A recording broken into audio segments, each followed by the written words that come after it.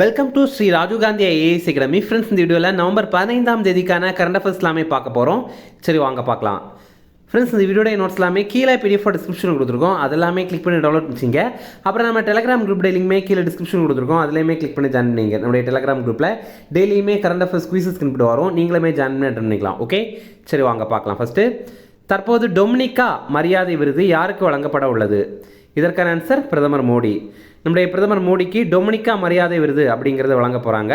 Dominica award of honour அப்படிங்கிறது. அது பார்க்குறதுக்கு முன்னாடி ஒரு 2 நாடுகளை பற்றி பார்க்கலாம். ஒன்று டொமினிக்கன் ரிப்பப்ளிக், இன்னொன்று காமன்வெல்த் ஆஃப் டொமினிகா அப்படிங்கிறது. ஓகேவா, இரண்டுமே வேறு வேறு நாடு. நம்ம டொமினியன் ரிப்பப்ளிக்கை தான் டொமினியன் குடியரசு அப்படின்னு அடிக்கடி நியூஸ்லலாம் பார்த்துருப்போம். அது வேறு. ஆனால் காமன்வெல்த் ஆஃப் டொமினிகா அப்படின்னு வேற ஒரு நாடு இருக்குது. ரெண்டுமே பக்கத்தில் தான் இருக்குது. ஓகேவா, இந்த காமன்வெல்த் ஆஃப் டொமினிகா அப்படிங்கிற நாடு தான் இந்த விருதை நம்முடைய பிரதமர் மோடிக்கு வழங்குறாங்க. காமன்வெல்த் ஆஃப் டொமினிகா, தமிழில் டொமினிகா காமன்வெல்த் அப்படின்னு சொல்கிறாங்க. இந்த நாட்டுடைய மிக உயரிய விருது தான் இந்த விருது. இந்த விருதை எங்கே வழங்க போகிறாங்க அப்படின்னா கயானாவுடைய ஜார்ஜ் டவுன் அப்படிங்கிற பகுதியில் தான் வழங்க போகிறாங்க. எதற்காக நம்முடைய பிரதமர் மோடிக்கு இதை வழங்க போகிறாங்க அப்படின்னா, கரோனா தொற்றின் போது இந்தியா டொமினிகா காமன்வெல்த் நாட்டிற்கு உதவி வழங்கியிருந்தோம். அதற்கு நன்றி தெரிவிக்கிற விதமாக தான் பிரதமர் மோடிக்கு இதை வழங்குறாங்க. என்ன பண்ணியிருந்தோம் அப்படின்னா, 2021 ஆண்டு பிப்ரவரி மாதம் இந்தியா அந்த நாட்டிற்கு கொரோனா தடுப்பூசி ஆஸ்ட்ராஜெனிகாவுடைய தடுப்பூசி 70,000 தவணைகள் வழங்கியிருந்தோம். அதற்காக தான் இவங்க நமக்கு நன்றி தெரிவிக்கிற விதமாக இந்த ஒரு விருதை பிரதமர் மோடிக்கு வழங்குறாங்க. அடுத்தது, 2022 உலக அளவில் சர்க்கரை நோய் பாதிப்புகளில் முதலிடம் பிடித்த நாடு எது? இதற்கான ஆன்சர் இந்தியா. இப்போது இங்கிலாந்தை சேர்ந்த த லான்செட் அப்படிங்கிற ஒரு ரிப்போர்ட் வெளியிட்டிருக்காங்க. ஒரு மேகசின் ஒரு ரிப்போர்ட் வெளியிட்டிருக்காங்க. அதில் பார்த்தீங்கன்னா உலக அளவில் சர்க்கரை நோய் பாதிப்பு இருக்குல்ல, இதில் ரொம்ப அதிகமானவங்க எந்த நாட்டில் இருக்காங்க அப்படின்னா நம்ம இந்தியாவில் தான் இருக்கிறாங்க. 25% அதிகமானவங்க நம்ம இந்தியாவில் தான் இருக்காங்க. ஓகேவா, அதே மாதிரி இந்த 2022 ஆண்டுடைய பாதிப்பை நம்ம 1990 ஆண்டுடைய பாதிப்பு கூட கம்பேர் பண்ணும்போது அதை விட இது 4 மடங்கு அதிகமாக இருக்குது அப்படின்னு சொல்கிறாங்க. அதே நேரம் இந்த 2022 ஆண்டுடைய கணக்கில் 30 வயதிற்கு மேற்பட்டவங்க இருக்காங்கல்ல, அவங்களால இந்த சர்க்கரை நோய்க்கு சிகிச்சை பெற முடியாதவங்க அப்படிங்கிறவங்க பட்டியலில் உலகம் முழுவதுமே 44.5 கோடி பேர்னால சிகிச்சை பெற முடியலை அப்படின்னு சொல்கிறாங்க. இதில் 3ல் ஒருத்தங்க இந்தியர் தான் அப்படின்னு சொல்கிறாங்க. இது மட்டும் இல்லாமல் இந்த சர்க்கரை நோயாளிகள் இருக்காங்கல்ல, அவங்களுக்கு பாத பாதிப்பு, அதே மாதிரி கண் பாதிப்பு, இந்த மாதிரி பல்வேறு விதமான பாதிப்புகள் வருது. இதில் கண் பாதிப்பு இருக்குது பார்த்தீங்களா, அது நம்ம இந்தியாவில் இருக்கிறவங்களில் இந்த சர்க்கரை நோயினால் பாதிக்கப்பட்டிருக்காங்கல்ல, அவங்களில் ஒரு 12.5% இந்த கண் பாதிப்பு இருக்குது அப்படின்னு சொல்கிறாங்க. ஓகே, அடுத்தது, பல்கலைக்கழக மானியக் குழுவின் தலைவர் யார்? இதற்கான ஆன்சர் ஜெகதீஷ்குமார். யூஜிசி அப்படின்னு சொல்லுவாங்க, யூனிவர்சிட்டி கிராண்ட்ஸ் கமிஷன், தமிழில் பல்கலைக்கழக மானியக் குழு. இதுதான் நம்ம இந்தியாவில் இருக்கிற அனைத்து பல்கலைக்கழகங்கள் கல்லூரிகள் எல்லாம் கட்டுப்படுத்துகிற அமைப்பு. ஓகே, இப்போ இவங்க ஒரு விஷயம் சொல்லியிருக்காங்க. என்ன அப்படின்னா, இளநிலை படிப்பு இருக்குல்ல, அதை முன்கூட்டியே படித்து முடிக்கிற ஒரு புதிய முறையை அறிமுகம் பண்ண போகிறாங்க. இப்போ நம்ம பிஏ அல்லது பிஎஸ்சி எல்லாம் பார்த்தீங்கன்னா 3 வருஷம் படித்து ஆகணும், அந்த மாதிரி இருந்தது. ஆனால் நல்லா படிக்கிற பசங்க இனிமேல் என்ன பண்ணலாம் அப்படின்னா, ஒரு 6 மாதத்திற்கு முன்னாடியே அதை படித்து முடிக்கலாம் அப்படின்னு சொல்கிறாங்க. ஓகே, இதே மாதிரி இன்னொன்று என்ன அப்படின்னா, இப்போ பிஇ இருக்குது அப்படின்னா அது 4 ஆண்டுகள் படிக்க வேண்டியது. அது நல்லா படிக்கிற பசங்க வேணும் அப்படின்னா, அவங்க விருப்பப்பட்டாங்க அப்படின்னா அவங்க அதை 3 ஆண்டுகளே படித்து முடித்திடலாம் அப்படின்ற மாதிரி சொல்லியிருக்காங்க. இது 2025-26 கல்வியாண்டிலிருந்து அமல்படுத்தப்படும் அப்படின்னு யூஜிசி சொல்லியிருக்காங்க. அதே மாதிரி இந்த படிப்பில் பின்தங்கி இருக்கிறாங்கல்ல மாணவர்கள், இவங்க வேணும்னா கால அவகாசம் கூட எடுத்துக்கொள்ளலாம் அப்படின்னு சொல்கிறாங்க. இதுவும் இந்த மாதிரி தான். எப்படின்னா 3 ஆண்டுகள் படிப்பு முடியும் அப்படின்னா அவங்களுக்கு வேணும்னா இன்னொரு 6 மாதங்கள் சேர்த்து எடுத்துக்கலாம். அதே மாதிரி பார்த்தீங்கன்னா ஒரு 4 ஆண்டுகள் படிப்பாக இருக்கும்போது இன்னும் ஒரு ஆண்டு கூட அவங்க சேர்த்து எடுத்துக்கலாம், அந்த மாதிரி சொல்லியிருக்காங்க. யூனிவர்சிட்டி கிராண்ட்ஸ் கமிஷன், பல்கலைக்கழக மானியக் குழு, இதோடைய தலைவர் ஜெகதீஷ்குமார் அப்படிங்கிறவர். ஃப்ரெண்ட்ஸ், நம்ம ராஜீவ் காந்தி ஐஏஎஸ் அகாடமியில் டிஎன்பிஎஸ்சி குரூப் 1, குரூப் 2, குரூப் 4 எக்ஸாமுக்கான பாடப்புத்தகங்கள் எல்லாமே இருக்குது. இதே மாதிரி இதற்கான கிளாஸஸும் நம்ம இன்ஸ்டியூட்டில் இப்போ ஸ்டார்ட் பண்ணியிருக்கோம். இதில் பார்த்தீங்கன்னா தமிழ் புத்தகங்களே இருக்குது, அதே மாதிரி இங்கிலீஷ் புத்தகங்களே இருக்குது. இதில் நீங்கள் மொத்தமாக வாங்கிக்கலாம், அல்லது உங்களுக்கு தேவைப்படுற புத்தகங்கள் வேணும் அப்படின்னா கூட நீங்கள் கால் பண்ணி ஆர்டர் பண்ணி வாங்கிக்கலாம். இது சம்மந்தமாக உங்களுக்கு ஏதாவது தகவல் தெரியணும் அப்படின்னா ஸ்க்ரீனில் தெரிகிற நம்பருக்கு கால் பண்ணி பேசிக்கலாம். அதே மாதிரி நீங்கள் சென்னையில் அண்ணா நகரில் இருக்கிறீங்க அப்படின்னா நீங்கள் நம்மளுடைய ஸ்டடி ஹால் பயன்படுத்திக்கலாம். இங்கே ஏசி வசதி இருக்குது, ஒய்ஃபை வசதி இருக்குது, அதே மாதிரி லைப்ரரி வசதி கூட இருக்குது. அடுத்தது, பினாக்கா ராக்கெட் ஏவும் அமைப்பு எந்த நாட்டில் உருவாக்கப்பட்டது?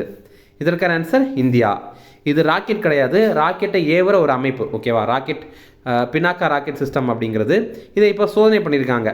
நம்ம இந்தியாவில் பல்வேறு விதமான இடங்கள்லேருந்து இதை இப்போ சோதனை பண்ணியிருக்காங்க.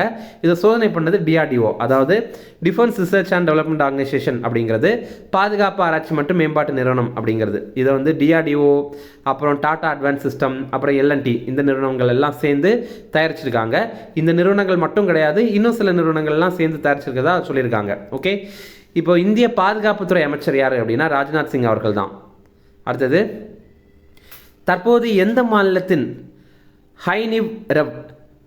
ஹைனிரெப் தேசிய விடுதலை கவுன்சில் அமைப்பு தடை செய்யப்பட்டது? இதற்கான ஆன்சர் மேகாலயா. இப்போ மேகாலயாவில் பார்த்தீங்க அப்படின்னா ஹைனிரெப் அப்படிங்கிற ஒரு தேசிய விடுதலை கவுன்சில் அப்படிங்கிற ஒரு அமைப்பு இருக்குது. ஓகேவா, இது ஒரு அமைப்பு. இதற்கு 5 ஆண்டுகள் மத்திய அரசு தடை வச்சுருக்காங்க. எதற்காக அப்படின்னா இவங்க இந்திய இறையாண்மை மற்றும் ஒருங்கிணைப்புக்கு எதிரான நடவடிக்கைகளை வந்து மேற்கொள்கிறாங்க. என்ன பண்ணுறாங்க அப்படின்னா மேகாலயாவில் இருக்கிற பழங்குடியின மக்களை வந்து பிரிக்கிறதுக்கான முயற்சியில் ஈடுபடுறாங்க. அப்புறம் அவங்கள இந்தியாவுக்கு எதிராக திருப்புறதுக்கான முயற்சியில் ஈடுபடுறாங்க. அதுக்கப்புறம் வந்து அங்கே சிலர்கிட்ட வந்து பணம் பறிக்கிறாங்க. கிட்டத்தட்ட ஒரு தீவிரவாதி மாதிரி செயல்படுறாங்க. ஓகேவா, இப்போ இதற்காக தான் 5 ஆண்டுகள் அதை தடை வச்சுருக்காங்க. சட்டவிரோத நடவடிக்கைகள் தடுப்பு சட்டம் 1967 கீழே தான் இவங்களுக்கு தடை வச்சுருக்காங்க. அடுத்தது, சிம்பயாசிஸ் சர்வதேச பல்கலைக்கழகத்தின் முதல் வெளிநாட்டு கிளை வளாகம் எங்கு திறக்கப்பட்டது? இதற்கான ஆன்சர் துபாய். இந்த சிம்பயாசிஸ் இன்டர்நேஷனல் யூனிவர்சிட்டி அப்படிங்கிறது மகாராஷ்டிராவுடைய புனேவை சேர்ந்த ஒரு பல்கலைக்கழகம். அதோடைய கிளை வளாகத்தை இப்போ துபாயில் திறந்திருக்காங்க. துபாய் அப்படிங்கிறது ஐக்கிய அரபு அமீரகம் நாட்டில் தான் இருக்குது. அது உங்களுக்கு தெரிஞ்சிருக்கும், UAE நாட்டில் தான் இருக்குது. இப்போது இந்த பல்கலைக்கழகத்துடைய கிளை வளாகத்தை வெளிநாட்டில் திறக்கிறது இதுதான் முதல் முறை. ஓகே, இப்போ உங்களுக்கான கேள்வி என்ன அப்படின்னா IIT இருக்குல்ல, அதோடைய முதல் கிளை வளாகம் எந்த நாட்டில் திறக்கப்பட்டது, அது எந்த IIT-உடைய கிளை வளாகத்தை அங்கே திறந்திருக்காங்க அப்படிங்கிறது உங்களுக்கு தெரியும் அப்படின்னா அதை கமெண்ட்ஸில் சொல்லுங்கள். ஓகே, இப்போது இந்த கிளை வளாகம் இருக்குல்ல, இது நம்முடைய வெளியுறவுத்துறை அமைச்சரான ஜெய்சங்கர் போய் திறந்து வைத்தார். அடுத்தது, இப்போ பார்த்தீங்கன்னா COP29 நடைபெற்று இருக்கு. கான்ஃபரன்ஸ் ஆஃப் பார்ட்டிஸ் 29 அப்படிங்கிறது நடைபெறுது. இதை வந்து ஐநா சபை பருவநிலை பாதுகாப்பு மாநாடு அப்படின்னு கூட சொல்லுவாங்க. இது இப்போ அஜர்பைஜானுடைய பாகு நகரில் தான் நடைபெற்று இருக்கு. இதில் வந்து அங்கே இருக்கிற நிபுணர் குழு ஒரு ஐடியா சொல்லியிருக்காங்க. என்ன அப்படின்னா 2030 ஆண்டுக்குள்ளாடி வளர்ந்த நாடுகள் இருக்குல்ல, இதெல்லாம் ஆண்டுதோறும் $1 trillion நிதி வழங்கணும் அப்படின்ற மாதிரி சொல்லியிருக்காங்க. எதற்காக இந்த நிதி அப்படின்னா பருவநிலை மாற்ற சவால்களை சமாளிக்கிறதுக்காகவும் 2015 ஆண்டு பாரிஸ் ஒப்பந்தம், இதை பற்றி நம்ம நியூஸில் இப்போ ரீசெண்டாக பார்த்துருந்தோம்.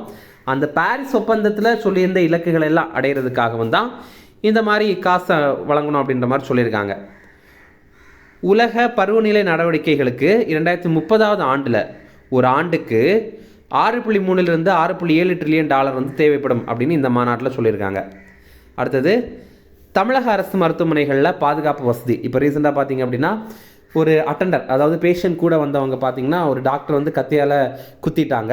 இதனால் அந்த டாக்டர் வந்து படுகாயமடைந்தார், ஹாஸ்பிட்டலில் அட்மிட் ஆகிட்டார். இப்போ வந்து கொஞ்சம் கொஞ்சமாக சரியாயிட்டு வராரு. ஓகேவா, அப்போது தமிழக அரசு மருத்துவமனைகளில் பாதுகாப்பு வசதியை வந்து மேம்படுத்தணும் அப்படின்ற மாதிரி பல்வேறு விதமான கோரிக்கைகள் வந்துட்டு இருந்தது. அதுக்காக டாக்டர்ஸை வந்து போராட்டம் பண்ணிட்டு இருந்தாங்க. இப்போ பார்த்தீங்கன்னா இப்போ அதற்காக சில முன்னெடுப்புகளை நம்முடைய தமிழக அரசு பண்ணுறாங்க. என்னென்னா நோயாளிகள் கூட வருவாங்கல்ல, அவங்களுக்கு அடையாள பட்டை வந்து அணிவிக்கப்படும்.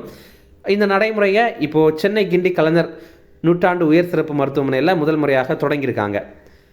அதே மாதிரி பாதுகாப்பு பரிசோதனை, மெட்டல் டிடெக்டர் இருக்குல்ல, அதையுமே வைத்து வரவங்க வந்து ஏதாவது கத்தி மாதிரி மெட்டல் ஏதாவது வச்சுருக்காங்களா அப்படின்ற மாதிரி முதல்ல ஆய்வு பண்ணிட்டு தான் உள்ளே விடுவாங்க. அடுத்து பார்த்தீங்கன்னா CCTV கேமரா வசதிகள் வந்து ஏற்படுத்தப்படும் அப்படின்னு தமிழக அரசு சொல்லியிருக்காங்க. அடுத்தது இம்பார்ட்டன்ட் டேஸ் பார்க்கலாம். தேசிய பழங்குடியினர் தினம், இது வந்து நவம்பர் 15 இதை வந்து தேசிய பழங்குடியினர் கௌரவ தினம், பெருமை தினம் அப்படின்னு கூட சொல்லுவாங்க. ஓகேவா, ஹிந்தியில் இதை ஜன்ஜாத்திய கௌரவ் திவாஸ் அப்படின்னு சொல்கிறாங்க. இது பிர்சா முண்டா அவருடைய பிறந்த தினம். அவர் 1875 ஆண்டு நவம்பர் 15 பிறந்தார். இவர் ஜார்க்கண்டை சேர்ந்த முண்டா பழங்குடியினரை சேர்ந்தவர். அதனால தான் இவருடைய பேர்லேயே பார்த்தீங்கன்னா பிர்சா முண்டா அப்படின்னு இருக்குது. இவர் முண்டா கிளர்ச்சிக்கு தலைமை தாங்கியிருந்தார். 1899 1900 வரைக்கும் இந்த கிளர்ச்சி நடைபெற்றது. ரிவிஷன் பார்க்கலாம். தற்போது டொமினிகா மரியாதை விருது யாருக்கு வழங்கப்பட உள்ளது? இதற்கான ஆன்சர் பிரதமர் மோடி. அடுத்தது 2022 உலக அளவில் சர்க்கரை நோய் பாதிப்புகளில் முதலிடம் பிடித்த நாடு எது? இதற்கான ஆன்சர் இந்தியா. அடுத்தது பல்கலைக்கழக மானியக் குழுவின் தலைவர் யார்? இதற்கான ஆன்சர் ஜெகதீஷ் குமார். அடுத்தது பினாக்கா ராக்கெட் ஏவும் அமைப்பு எந்த நாட்டில் உருவாக்கப்பட்டது? இதற்கான ஆன்சர் இந்தியா. இது முழுக்க முழுக்க இந்தியாவில் இருக்கிற சில அமைப்புகள் எல்லாம் சேர்ந்து உருவாக்கப்பட்ட ஒரு அமைப்பு அப்படிங்கிற ஒரு ராக்கெட் ஏவுற அமைப்பு. அடுத்தது, தற்போது எந்த மாநிலத்தின் ஹைனியூரப் தேசிய விடுதலை கவுன்சில் அமைப்பு தடை செய்யப்பட்டது? இதற்கான ஆன்சர் மேகாலயா. அடுத்தது, சிம்பயாசிஸ் சர்வதேச பல்கலைக்கழகத்தின் முதல் வெளிநாட்டு கிளை வளாகம் எங்கு திறக்கப்பட்டது? இதற்கான ஆன்சர் துபாய். அவ்வளோதான் ஃப்ரெண்ட்ஸ், இந்த வீடியோ பிடிச்சிருந்தா கண்டிப்பாக லைக் பண்ணுங்கள். நம்மளுடைய சேனலுக்கு சப்ஸ்கிரைப் பண்ணி வச்சுங்க, உங்களுடைய நண்பர்களுக்கு ஷேர் பண்ணுங்கள். கண்டிப்பாக அவங்களுக்கும் இது பயனுள்ளதாக இருக்கும். Okay, thank you. Chennai Shri Rajiv Gandhi IAS அகாடமியில் UPSC, TNPSC Group 1, Group 2 மற்றும் TNPSC civil judge, APP exam உட்பட police sub inspector, field surveyor, land draftsman ஆகிய பணிகளுக்கான சிறப்பு கோச்சிங்ல ஜாயின் பண்ணுங்க. 100% பாஸ் பண்ணுங்க, அரசு அதிகாரி ஆயிடுங்க.